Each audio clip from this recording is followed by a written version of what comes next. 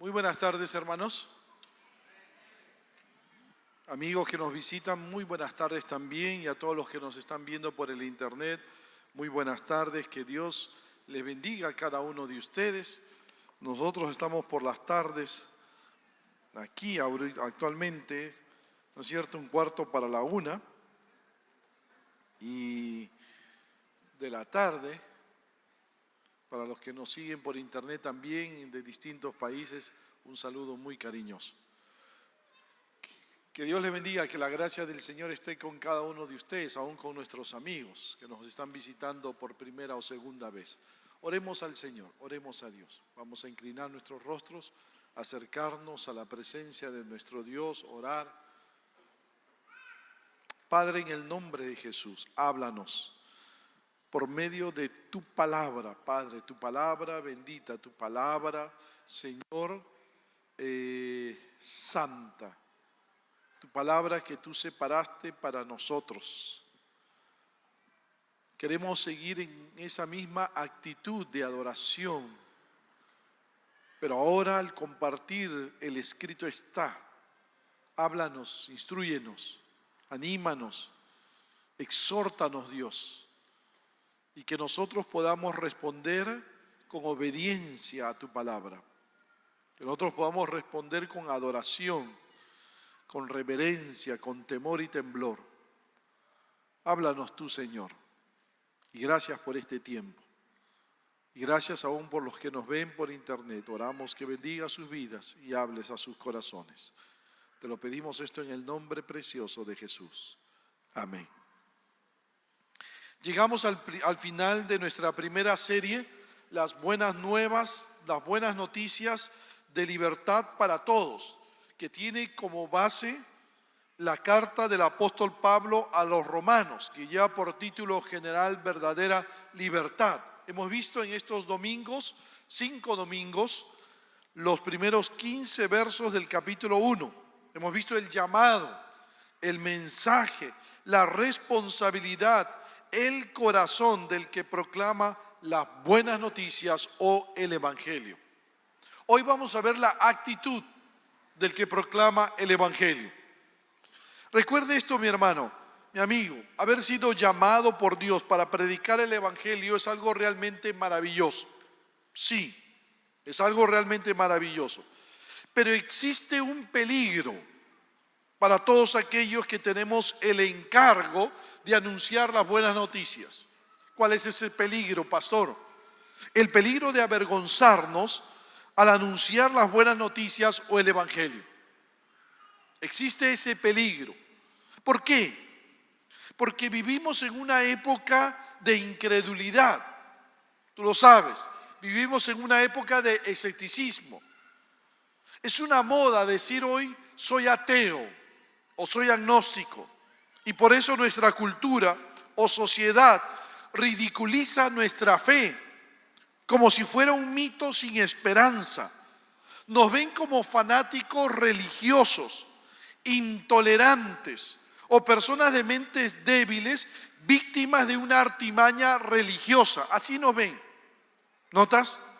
Entonces, frente a ello, algunos creyentes tratan de evitar que se burlen de su fe, así que no predican nada del evangelio. Se quedan callados. Esconden su Biblia. Bueno, ahora no la esconden, no la llevan ni a los estudios ni al trabajo. Y cuando tú le preguntas, ¿y tu Biblia? Está en mi celular. Está camuflada en mi celular, debería decir. ¿Nota? Otros predican, pero rebajan las exigencias del evangelio. No hablan de arrepentimiento, no hablan de condenación, no hablan del infierno. Hablan solo de amor, de paz, de prosperidad, de sanidad. Y hablan poco de Jesús. Hablan poco de nuestro Señor Jesucristo. Otros más valientes se ponen a la defensiva y son los apologetas, ¿no es cierto?, los que defienden la fe, lo cual no es malo, es bueno prepararse para ello, para ser un apologista. Pero nos olvidamos que nosotros no podemos convencer a un hombre a creer. Tú y yo nunca vamos a poder convencer a nadie a creer. Esto es solo obra del Espíritu Santo de Dios. Los hombres vienen a la fe solo a través de una obra sobrenatural de Dios. Y Dios ha prometido hacerlo no a través de la sabiduría humana, sino a través del Evangelio. Es decir, por la predicación del Cristo crucificado, por la predicación del Cristo resucitado de entre los muertos. No debemos esperar que alguien nos escuche y menos que nos crea, aparte de la obra poderosa del Espíritu de Dios. Por eso, el apóstol Pablo, para animarnos a tener una correcta actitud al proclamar las buenas noticias o el Evangelio, les va a decir a los creyentes de Roma: porque no me avergüenzo del Evangelio. ¿Por qué? Porque es poder de Dios para salvación a todo aquel que cree, al judío primeramente y también al griego. Porque en el Evangelio la justicia de Dios se revela por fe y para fe, como está escrito: mas el justo por la fe vivirá. Estos dos versículos, mi hermano, mi amigo, resumen toda la carta del apóstol Pablo a los romanos. Resume el Evangelio de nuestro Señor Jesucristo. Ojo, ¿qué nos enseña estos dos versículos? Dos cosas muy importantes. Uno, la actitud del que anuncia las buenas nuevas. ¿Cuál es la actitud que debe tener aquel que predica, aquel que proclama las buenas noticias de Dios? Lo dice Pablo en el versículo 16: porque no me avergüenzo del Evangelio. Porque no me avergüenzo del Evangelio. El apóstol no dijo esto porque realmente en algún momento el apóstol Pablo haya sentido vergüenza del Evangelio de Jesucristo. Más bien es todo lo contrario. El apóstol Pablo siempre fue valiente al predicar el Evangelio, y esto le ocasionó diversas dificultades en los lugares en donde predicó el Evangelio de Jesús. Fue encarcelado, por ejemplo, en Filipo. Fue expulsado de Tesalónica. Fue sacado en secreto de Damasco y Berea. Fue escarnecido en Atenas, considerado como un loco en Corinto, declarado blasfemo en Jerusalén, todo por causa de predicar el Evangelio. Ahora, él dijo esto más bien para alentar, mi hermano, a los creyentes de Roma, para alentarnos a ti y a mí. ¿Por qué? Porque Pablo sabe que todo creyente verdadero conoce que avergonzarse de su Salvador, avergonzarse de su Señor es un pecado muy serio. Pero también Pablo es consciente de lo difícil que resulta evitar ese pecado. Pablo es un creyente, es un pastor, pero también es un ser humano. El apóstol conocía todos los motivos para que un creyente se sintiera avergonzado del Evangelio en su época. Porque el Evangelio contradecía absolutamente todo lo que sus contemporáneos sostenían como verdadero, como sagrado. Para los judíos, por ejemplo, el Evangelio era la peor clase de blasfemia, porque afirmaba que el nazareno que murió bajo maldición en el Calvario era el Mesías. Eso era una blasfemia para los judíos. Ellos no podían tolerar, que el Mesías muriera en una cruz, horrenda cruz. Para los griegos era la peor clase de absurdo el Evangelio. ¿Por qué? Porque afirmaba que el Mesías judío era Dios hecho hombre.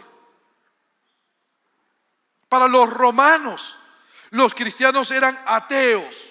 ¿Por qué? Porque eran monoteístas. No creían en todos sus dioses, no seguían el culto al emperador. Además, decían los romanos que los cristianos eran caníbales, eran pervertidos sexuales, cometían incesto. ¿Por qué? Porque comían el cuerpo de Cristo. Porque tenían sus reuniones en secreto, en casas, sus cenas de ágape, sus cenas de amor, entre hermanos.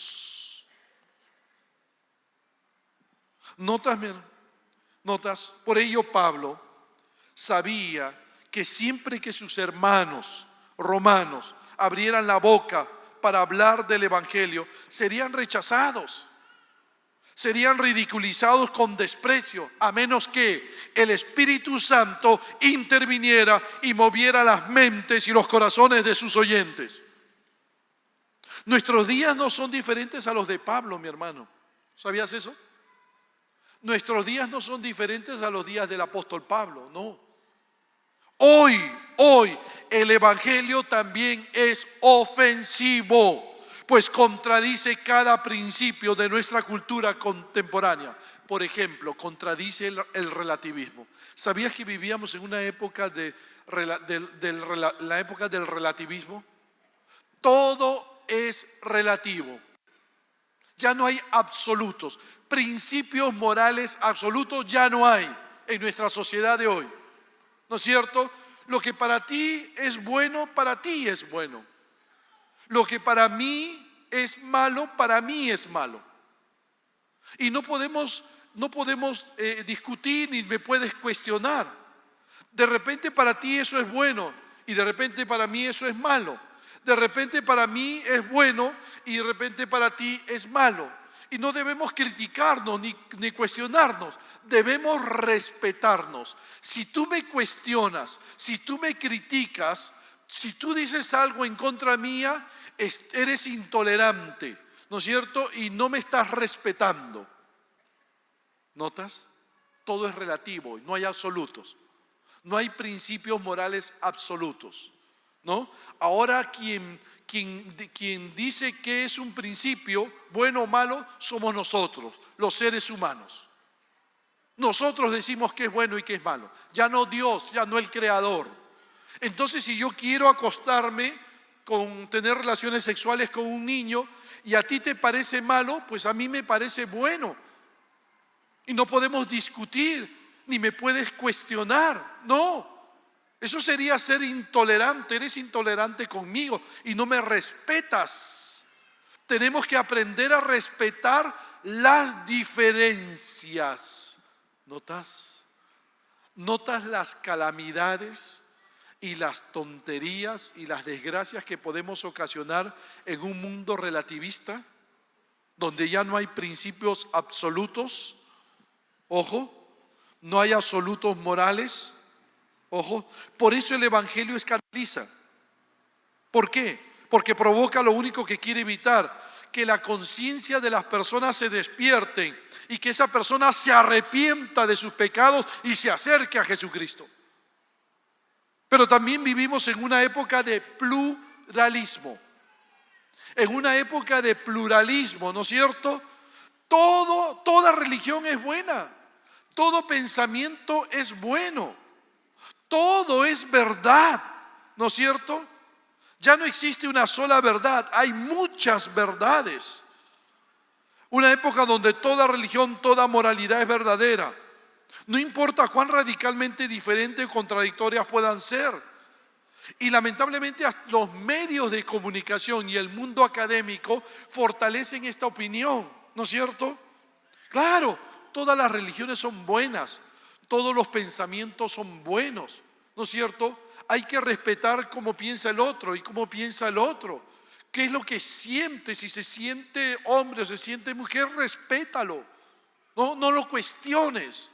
Si lo cuestionas, te mando a la cárcel. Te mando a la cárcel. Si criticas, te mando a la cárcel. Por eso salió esa ley 1323 que acaba de ser derogada, ¿no es cierto? Que no ha logrado que se vuelva a colocar. ¿Notas? Ese pluralismo que hay en nuestra sociedad. Pero el pluralismo no toca el tema ni cura la enfermedad. Solo adormece al paciente hasta que no piense ni razone. ¿No es cierto? Lo que yo quiero, lo que persigo es que tú no pienses. Lo que persigo es que tú no razones, para que no me cuestiones, para que no me critiques. No, todo es verdad. Todo es verdad. Ahora el Evangelio escandaliza pues esto también, porque despierta al hombre de su letargo, no lo deja descansar sobre un fundamento que no tiene lógica. Y como dice un pastor, lo obliga a llegar a la conclusión a la que llegó el profeta Elías. ¿Hasta cuándo claudicaréis vosotros entre dos pensamientos? Si Jehová es Dios, seguidle, y si Baal, id en pos de él. Primera de Reyes 18:21. Lo mismo dijo el Señor Jesús. O eres frío o eres caliente. Si eres tibio, te vomitaré de mi boca. Tú tienes que decidirte. No toda verdad es buena. No toda verdad es buena, es correcta. Y tienes que decidirte. La verdad acerca de Dios es la correcta. Y esas otras verdades no son las correctas. Tú tienes que decidir. O sigues a Dios o sigues a Baal. ¿Notas, mi hermano? El hombre quiere ser tibio. Nuestra sociedad quiere ser tibia. Todo es bueno. Pero no solamente luchamos, el Evangelio lucha contra el relativismo. No solo el Evangelio lucha contra la pluralidad, también lucha con el humanismo. ¿No es cierto? Antes el centro del universo era Dios. Ahora el centro del universo es el hombre. El hombre, ¿no es cierto? Y entonces el hombre es la medida, el centro, el fin de todo. Elogia su valor interior, demanda que lo adoren su amor propio, promueve el logro de metas personales, la realización personal, ¿no es cierto? Le dice a esa madre, realízate como mujer, ¿no es cierto? Tu cuerpo es lo que importa y haz con tu cuerpo lo que te dé la gana. Si quieres, aborta, porque tú eres el fin de todo. Y no piensa que ese bebé, ese embrión que tiene ahí no le pertenece, es otro ser. Vivimos en la sociedad humanista. Realízate, ¿no? Madre, deja a tus hijos, ¿no? Deja a tus hijos, realízate profesionalmente. Hombre, deja a tu familia, ¿no? Deja a tu esposa, deja a tus hijos. Realízate en el amor, ¿no? Realízate en el amor. Y entonces ese es el hombre, es el fin, ¿no? El hombre. Nadie tiene la culpa. Saca de tu mente todo sentimiento de culpa. Eso lo ha creado la religión. Saca de tu mente ese sentimiento de culpa, elimínalo. Nadie es responsable. La culpa es del medio ambiente, de la sociedad. La culpa es de nuestros padres, de los traumas. Entonces, si alguien mata a una persona con una pistola o con un cuchillo, ¿no es cierto? Lo llevan a juicio y el abogado lo saca en un mes. ¿Por qué? No, él no era el responsable. El responsable es la sociedad que presiona mucho sobre los seres humanos. El responsable eran sus traumas de la niñez. Él no mató, realmente quien mató es el niño de hace 30 años. Él no es culpable. Y entonces los jueces los dejan libres porque no son responsables. Así vivimos, pues. Así está nuestra sociedad. El hombre es la medida de todas las cosas. Así está nuestra sociedad. Nos quiere quitar toda culpa. Quiere eliminar nuestra conciencia, todo lo que hay en la conciencia, ¿no es cierto? El Evangelio lo escandaliza. ¿Por qué? Porque el Evangelio lo hace responsable de todo por su condición de pecador.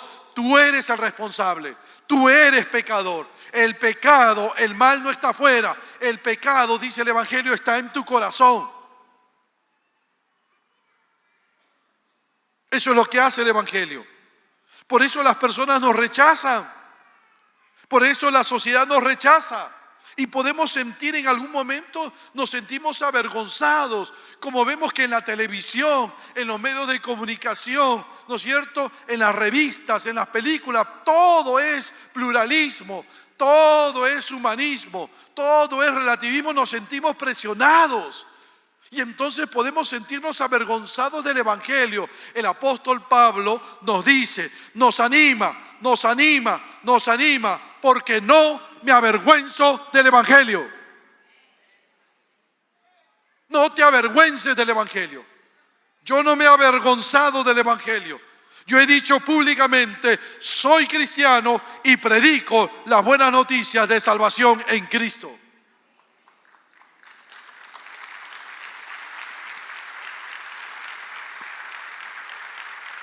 Si el apóstol Pablo fue valiente para proclamar las buenas noticias, ¿cuánto más nosotros, mi hermano?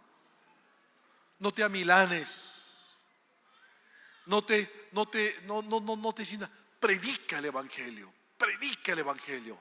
Habla de Jesús, habla de la cruz, habla de arrepentimiento, habla de condenación. 2, te voy a dar las razones de por qué debes hacerlo. 2, las razones para tener esta actitud. Las razones por las cuales Pablo no se avergonzaba del Evangelio. Esto es lo que debe motivarte a predicar el Evangelio, mi hermano, a ti y a mí. Lo que debe motivarnos a predicar el Evangelio de Jesucristo. ¿Por qué Pablo no se avergonzaba de proclamar las buenas noticias sobre el Evangelio? ¿Qué lo impulsaba a Pablo a hacerlo? Pese a que sabía que iba a ser ridiculizado, criticado e insultado, golpeado. 2 razones fundamentales. 1, porque el Evangelio es poder de Dios. Mira lo que dice Pablo. Ahí está la clave, la primera clave de su valentía. Lo dice bien claro en el versículo 16, en la segunda parte. Porque es poder de Dios para salvación a todo aquel que cree, al judío primeramente y también al griego. A veces nosotros ya no nos, como dice un pastor, ya no nos sorprendemos cuando alguien se convierte a Jesucristo. Cuando alguien decide aceptar a Jesucristo como Señor, su Salvador y su Señor. No nos sorprendemos. Imagínate más en tiempos de Pablo, mi hermano. Imagínate más en tiempos de Pablo. ¿Qué podría traer a un gentil completamente ajeno al Antiguo Testamento, arraigado en la filosofía griega, arraigado en las supersticiones paganas, a creer este mensaje de un hombre llamado Jesús? Un hombre que nació en una familia pobre, en una región despreciada por el Imperio Romano. Pero el Evangelio dice que Él es el Hijo de Dios, concebido por el Espíritu Santo en una virgen judía. Que era carpintero y maestro religioso, sin preparación académica. Pero el Evangelio nos dice que superaba en sabiduría a los rabinos y filósofos griegos todos juntos.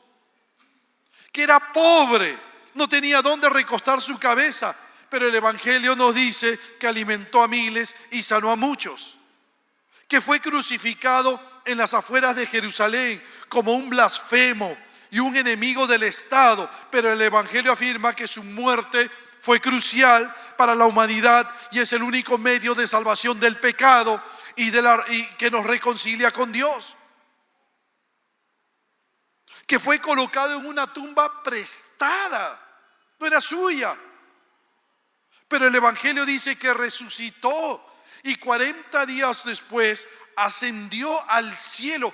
¿Quién podría creer este mensaje en ese tiempo?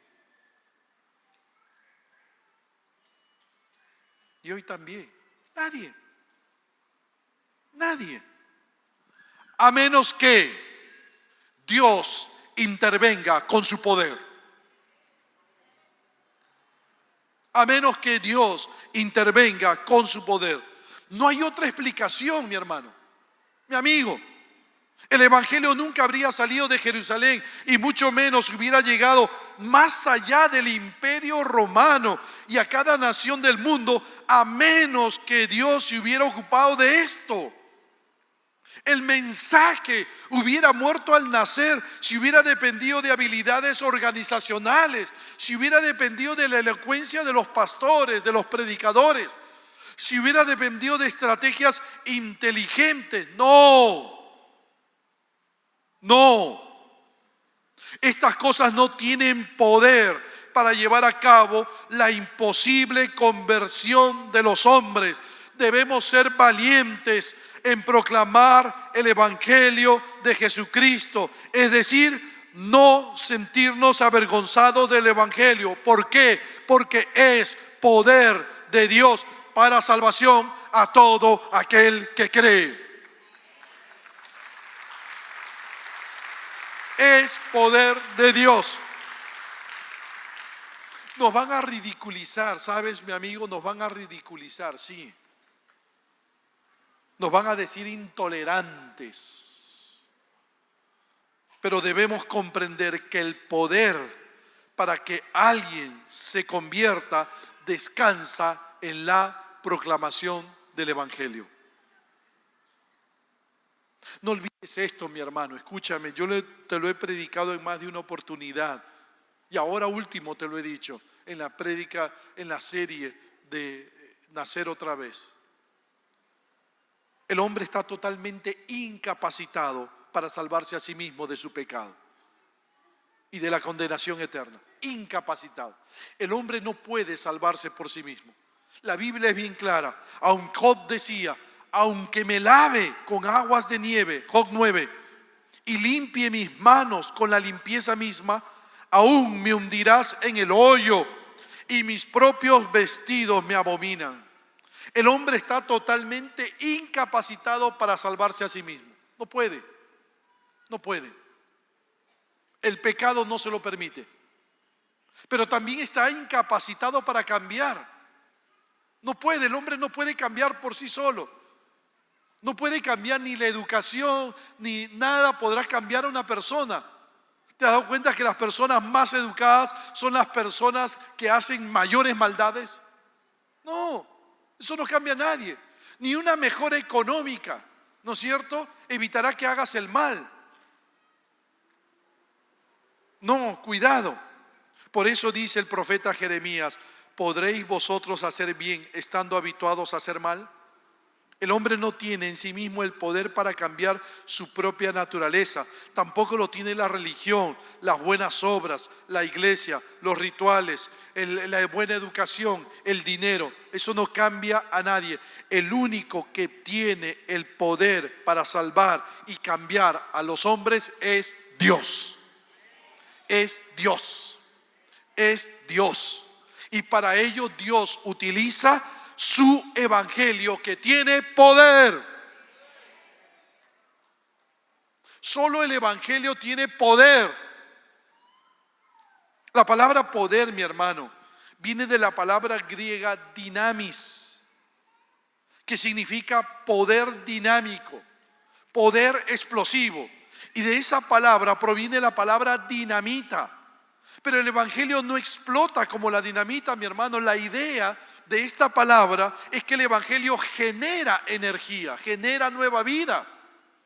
Esa es la idea.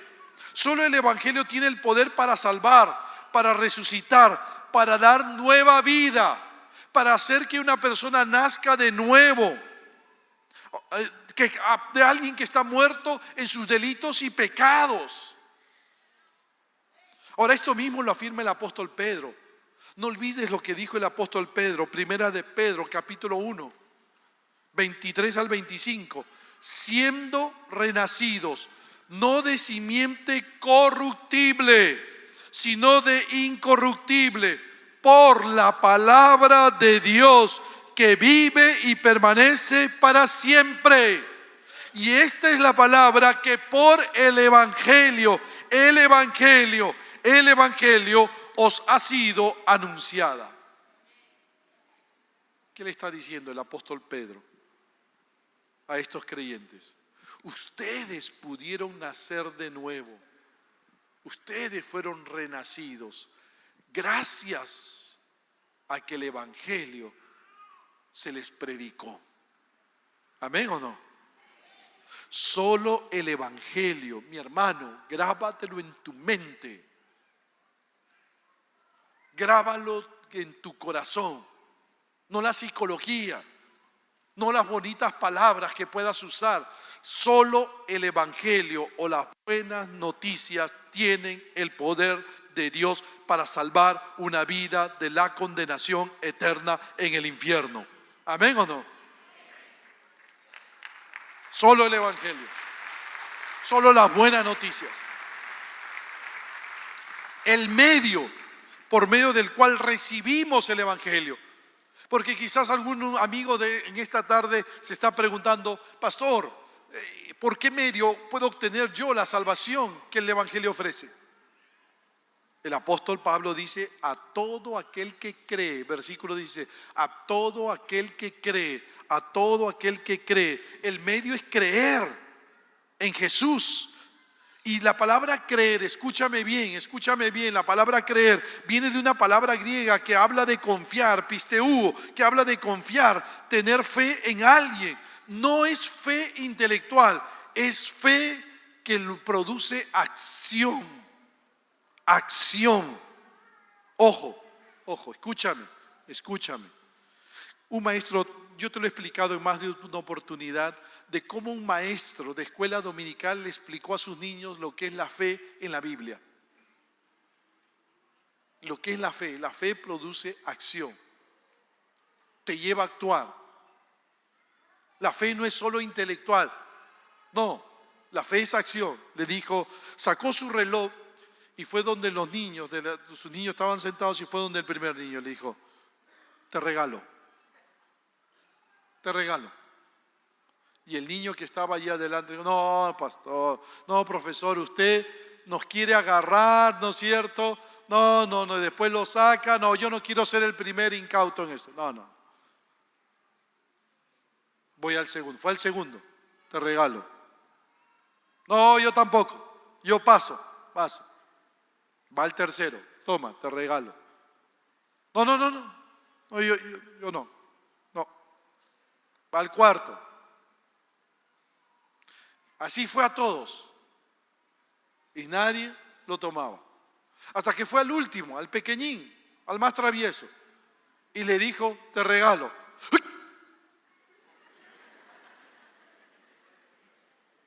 Se lo agarró. Y el maestro dijo, eso es fe en la Biblia. Eso es creer en la Biblia. No es solamente la fe, no es intelectual. El creer en la Biblia no es intelectual. Yo creo en Jesús. Sí, yo creo que Él existió. Hasta el diablo cree que Él existió. Pero el creer en la Biblia va mucho más allá del creer intelectual. Implica poner tu vida en las manos de Jesús.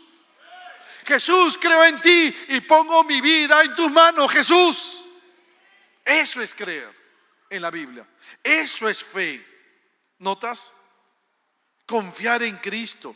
Y nota, mi hermano, es entregar tu vida a Jesús para que Él la controle, para que Él la tome.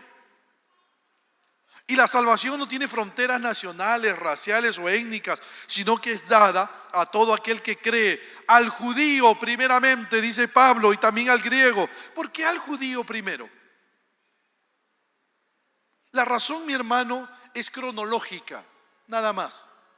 Porque por medio, según el plan de Dios, porque los judíos fueron el pueblo escogido por Dios a través del cual vendría el Mesías. Y el Mesías vendría a predicar primero al pueblo judío. ¿Notas? Por ende, por medio del Mesías vendría la salvación. Jesús le dijo a la mujer samaritana, porque la salvación viene de los judíos, Juan 4. Porque la salvación viene de los judíos. Además, Dios los usó a los judíos para dar al mundo la revelación escrita de su palabra. Romanos 3:2. ¿Qué ventaja tiene pues el judío? Mucho. Primero, ciertamente, que les ha sido confiada la palabra de Dios. Por eso a ellos primero. Pero después a todos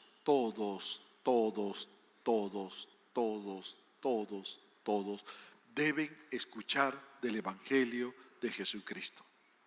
¿Por qué? Porque es poder de Dios para salvación. ¿Amén o no? Mi hermano, tú no cambias a nadie, yo no cambio a nadie, yo no salvo a nadie. Quien salva es el Señor Jesucristo cuando predicamos el Evangelio. 2, la segunda razón por la cual Pablo no se avergonzaba de predicar el Evangelio. Porque el Evangelio revela la justicia de Dios. El Evangelio revela la justicia de Dios. El apóstol termina dándonos la segunda razón por la cual no se avergüenza del Evangelio. Porque en el Evangelio, versículo 17, la justicia de Dios se revela por fe y para fe, como está escrito, mas el justo por la fe vivirá. El evangelio, mi hermano, ¿me están siguiendo? ¿Cuántos me están siguiendo? Levanten la mano. Dile a tu hermano derecha e izquierda, ¿estás siguiendo al pastor? Y si no me está siguiendo, despiértalo. Ah, bien. Ahora nota, mi hermano. Escúchame, por favor. Mi amigo, tú que me estás viendo en el internet, el evangelio, y de repente no tienes a Cristo en tu corazón, el evangelio tiene algo que tú no tienes, que aquellos que no tienen a Cristo en su corazón no lo tienen. ¿Qué es ese algo? La justicia de Dios. La justicia de Dios. Recuerda esto, mi amigo. Recuerda esto, mi hermano. El hombre es injusto. No es recto. No es santo como Dios es santo. No es puro, es pecador. Se ha rebelado contra el Creador, por lo tanto no puede acercarse a Dios por sus propios méritos, por su propia justicia, por sus propias obras. El mismo apóstol Pablo va a decir en Romanos 3:23, por cuanto todos pecaron y están destituidos de la gloria de Dios. El hombre por su condición no puede acercarse a Dios, no puede. Está lejos del Creador. Merece por lo tanto condenación eterna por haber ofendido a Dios. Él intenta, sígueme. El hombre intenta entrar a la presencia de Dios. Dios, quiero entrar, Dios. No puedes entrar a mi presencia. Tú eres injusto, no eres recto, no eres santo como yo soy santo. Tú estás manchado por el pecado. Por lo tanto, no puedes entrar a mi presencia. No puedes ser salvo. Quiero entrar, no puedes, pero hago buenas obras. Soy educado. Tengo mi religión, no puedo. No puedes entrar, no puedes. Todo lo que tú hagas, toda tu justicia está manchada por el pecado. Es trapo de inmundicia. ¿Qué hago? Ve a mi hijo, ve a la cruz, dirígete a Jesús, dirígete a la gracia que Jesús logró, dirígete a Jesús, dirígete a la cruz. Y entonces esa persona dice, Jesús, te necesito. Tú has muerto en la cruz por mis pecados. Perdóname. Tomo de tu gracia, de tu amor, de tu favor que no merezco. Tomo de tu gracia, de tu misericordia y me arrepiento de mis pecados. Y pongo mi vida en tus manos, Jesús. Pongo mi vida en tus manos, Jesús. Y en ese momento, entonces esa persona recibe de parte de Dios su justicia.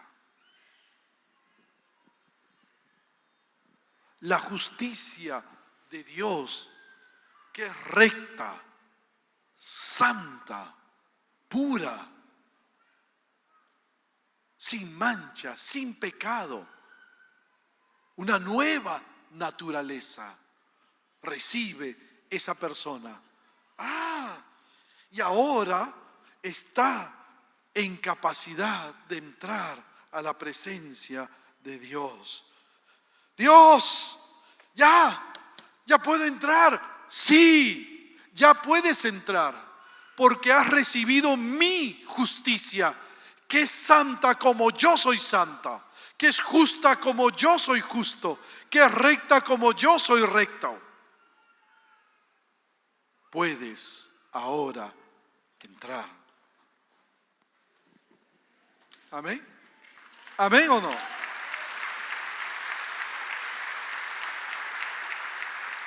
Nota.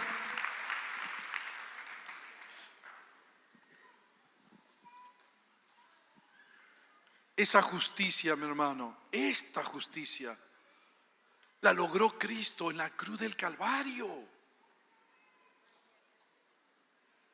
Allí logró esa justicia. ¿Por qué? Porque la justicia de Dios a ti y a mí nos condenaba. Merecíamos morir en el infierno. Pero cuando Cristo murió en tu lugar y el mío, Él logra que la justicia de Dios pueda venir a tu vida, pueda ser perdonado, porque Él pagó por tu pecado y por mi pecado. ¿Notas? ¿Notas? Esa justicia, rectitud, santidad, pureza, es imposible obtener por obras, mi amigo, mi amiga. Solo se puede obtener por fe y para fe, cuando tú tomas la decisión de creer, de creer, de creer y poner tu vida en las manos de Jesús. Ojo, aquí justicia no se trata de atributo divino, no, cuidado, sino habla de lo que Dios demanda para que un pecador entre a su presencia, y esa justicia la logró Cristo en su muerte y su resurrección. Y el Evangelio nos muestra esa justicia que los hombres necesitamos. Por eso Pablo no se avergonzaba del Evangelio, porque al predicar el Evangelio, predicaba acerca de la justicia de Dios que todos necesitamos. Para entrar a la presencia de Dios con nuestra propia justicia no podemos. Ojo, con nuestra propia rectitud no podemos. Y esta justicia, esta salvación no nace en el Nuevo Testamento, no. Toda la Biblia, a través de toda la historia, la salvación ha sido la misma, por la fe. Por la fe. Por eso es que Pablo, citando el Antiguo Testamento, citando al profeta Habacuc, dice, como está escrito, mas el justo por la fe vivirá.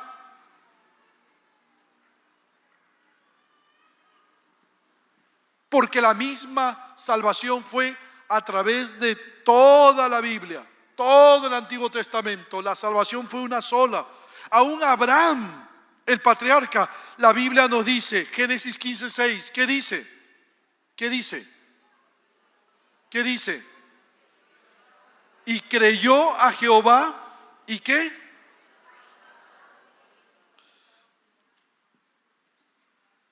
Y creyó a Jehová, y le fue contado por justicia.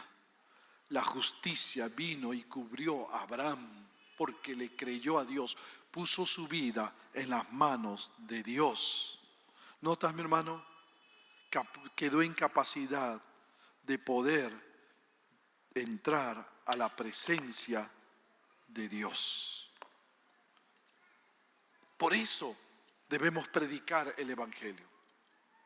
Por eso debemos predicar el Evangelio. Y no tener vergüenza, mi hermano. Porque solo el Evangelio tiene poder de Dios para salvar una vida. Y solo el Evangelio revela la justicia de Dios, ese elemento que necesitamos todos para entrar a la presencia de Dios y vivir con Dios por toda la eternidad. ¿Amén o no? ¿Cuántos tienen la justicia de Dios?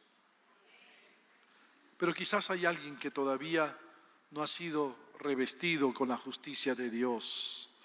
Quizás has luchado, creído de que tenías que actuar con tu propia justicia, mi amigo, mi amiga. Tenías que hacer muchas cosas para agradar a Dios. No necesitas hacer nada. Tienes que creer en Jesús. Tienes que poner tu vida en las manos de Jesús. Tienes que reconocer tu necesidad de Dios. Tienes que reconocer que eres pecador y que te arrepientes de todos tus pecados. Y que estás dispuesto a reconciliarte con Dios y a decirle a Dios, Dios, Jesús, ven a mi vida, perdóname. Acepto tu gracia, tu misericordia, acepto tu salvación. Nada más. Y poner tu vida en las manos de Jesús para que Jesús haga con tu vida lo que Él quiera hacer. ¿Amén o no? Mi amigo, si hoy quieres tú entregarle tu vida a Jesucristo, si hoy tú que nos ves por internet quieres entregarle tu vida a Jesús, haz esta oración. Repite esta oración, la misma oración que yo hice cuando yo le entregué mi vida a Cristo y recibí la justicia de Dios en mi vida. Haz esta oración, cierren sus ojos, vamos a orar, cierra tus ojos. Vamos a orar, cierra tus ojos.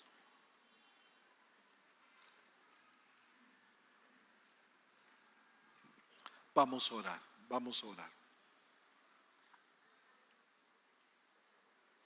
Cierra tus ojos, ahí donde estás. Y aquellos que hoy reconocen su necesidad de Dios, aquellos que hoy se arrepienten de todos sus pecados, aquellos que hoy quieren poner sus vidas en las manos de Jesús, porque nunca lo han hecho, por primera vez. Hagan conmigo esta oración y dile a Jesús de esta manera, allí en tu corazón, Señor Jesús, allí en tu corazón dile, Señor Jesús, te abro mi corazón. Ven a mi vida, Jesucristo.